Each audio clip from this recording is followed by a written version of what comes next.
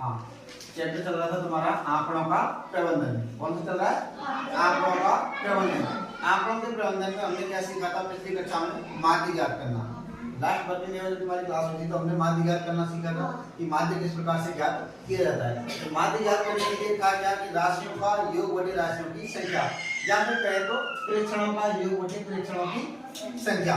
तो जो भी हमें आंकड़े दिए गए, जितने भी किसी भी चीज के आंकड़े दिए गए, चाहे किसी क्लास के विद्यार्थियों की आयु के आंकड़े दिए गए हों, चाहे किसी विद्यालय में विद्यार्थियों की संख्या के आंकड़े दिए गए हों, जो भी आंकड़े हमें दिए जा रहे हैं, उन आंकड़ों का अगर हमें माध्य ज्ञात करना है तो माध्य ज्ञात करने के लिए हम क्या करेंगे?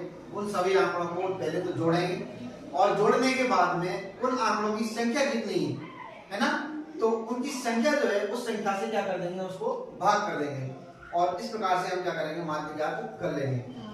उसी को आगे बढ़ाते हुए आपका जो सवाल नंबर 3 है वो कराया कि प्रथम 5 पूर्ण संख्याओं का माध्य ज्ञात कीजिए। तो सबसे पहली बात तो हमें ये पता होना चाहिए कि पूर्ण संख्या होती क्या है। तो पूर्ण संख्याएं क्या होती है? कहां से स्टार्ट होती है पूर्ण संख्या? जीरो कहां से स्टार्ट होती है? जीरो से स्टार्ट होती है। अब 5 पूर्ण संख्याओं की बात की तो जीरो से लेंगे और हम क्या करेंगे? 5 अंक ले लेंगे। 0 1 2 3 4 हो गए 5 अंक। देखो 1 2 3 4 5। तो ये प्रथम 5 पूर्ण संख्याएं हो गई। इन 5 पूर्ण संख्याओं का हमें जब माध्य ज्ञात करेंगे तो सबसे पहले तो इसका सूत्र लिखेंगे। माध्य ज्ञात करने का क्या सूत्र होता है? प्रेक्षणों का योग बटे प्रेक्षणों की संख्या। प्रेक्षणों का योग करेंगे तो 0 1 2 3 4 इन सबको क्या करेंगे? प्लस करके लिखेंगे, और बटे में क्या लिखेंगे? प्रेक्षणों की संख्या। तो 1 2 3 4 5 प्रेक्षणों की संख्या है। जब इनका योगफल करते हैं तो योगफल कितना आता है इसका? 10। कितना है? 10। तो 4 और 3 7 और 2 9 और 1 10। ठीक है।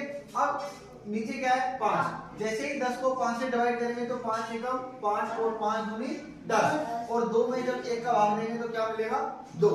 क्योंकि एक ऐसी संख्या है जिसका किसी के साथ भी गुणा कर लो, चाहे किसी भी संख्या में भाग दो, वो की वही संख्या प्राप्त होती है। ऐसे ही क्वेश्चन नंबर 4 है कि एक क्रिकेट के खिलाड़ी ने 8 पारियों में रन बनाए। कितने रन बनाए? पहली पारी में 58, दूसरी में 76, फिर तीसरी में 40, 35, 46, 50, 0, 100। इस प्रकार से उसने 8 पारियों में ये रन बनाए।